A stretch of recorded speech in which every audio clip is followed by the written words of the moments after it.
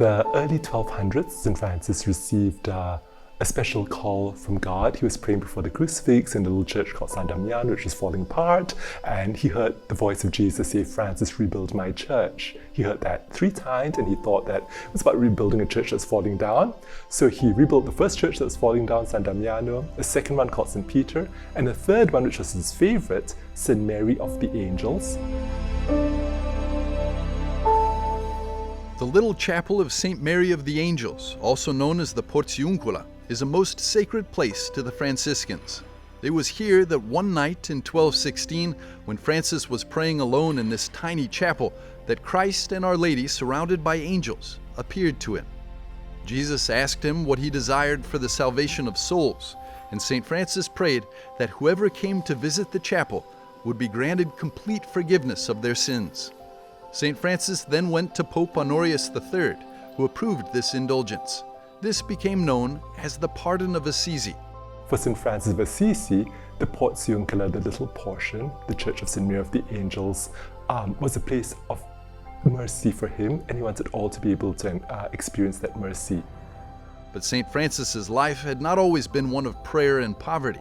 As a young man, he sought wealth, honor, and the glory of knighthood at a time of war and social upheaval. St. Francis was a man of his time. He lived 800 years ago in medieval feudal Europe. And yet so much of what's going on there was not so different from what happened in our times.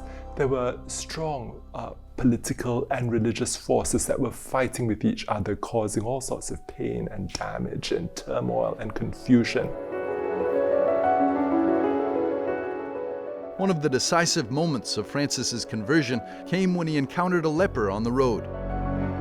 What he once considered repulsive and unbearable became an encounter with Christ himself, transforming his heart and changing the course of his life forever. He renounced everything and chose to follow Christ in radical poverty. The rule of St. Francis is quite simply to live the gospel, to observe the holy gospel of our Lord Jesus Christ.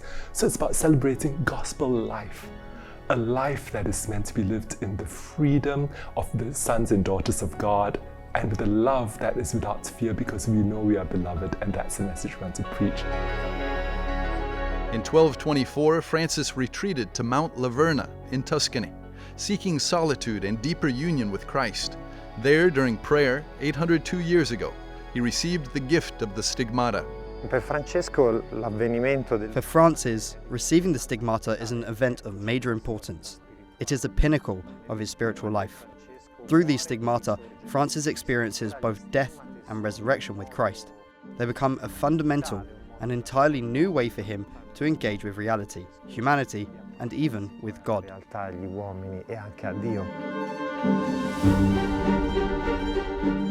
Stigmata are mystical phenomena where holy men and women receive some or all of the wounds of Christ crucified.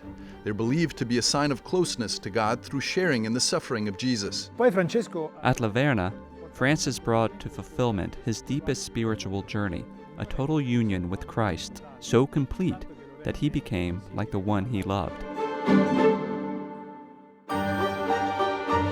According to tradition, St. Francis of Assisi was the first to receive these mystical marks on his hands, feet, and side. The stigmata represent, on the one hand, the culmination of Francis's journey, a seal placed upon his life, but on the other hand, they are also a new starting point. They bring to completion a story that began among lepers. There is a profound connection between the stigmata of the lepers whom Francis served 20 years earlier, and whom he continued to serve throughout his life, and the stigmata of Christ, the wounds of Christ imprinted on Francis. Centuries later, the life, witness, and faith of St. Francis continue to draw pilgrims to Assisi and La Verna from every corner of the world. My godmother, she gave me a San Damiano cross when I was really little, and so I'd always pray with it throughout my lifetime. And that's how I became my devotion to St. Francis. Stigmata is intimately connected to the crucifixion, and my last name also means of the cross, Solibi in Arabic. So it's really special to our marriage, just with Marilyn taking that name on.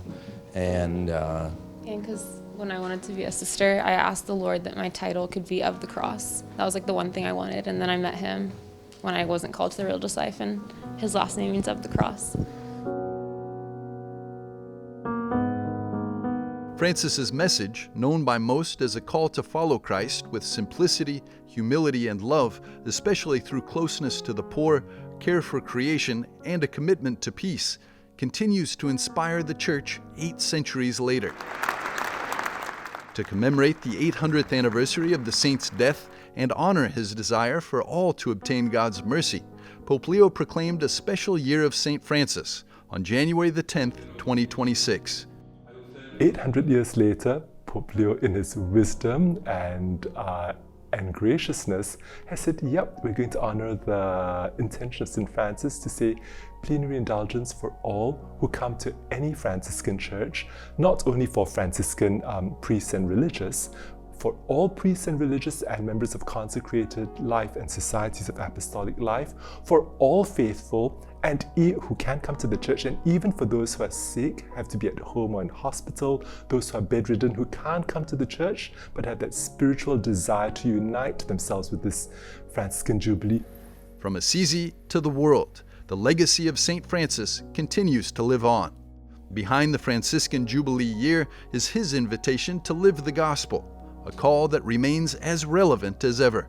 With this Jubilee year, the world is being invited to recognize that there is mercy in this world, that we can grow in charity, that we can pray and hope and work towards harmony and peace, and that this grace that he had asked for from Pope Honorius III all those centuries ago, 800 years ago, is finally being granted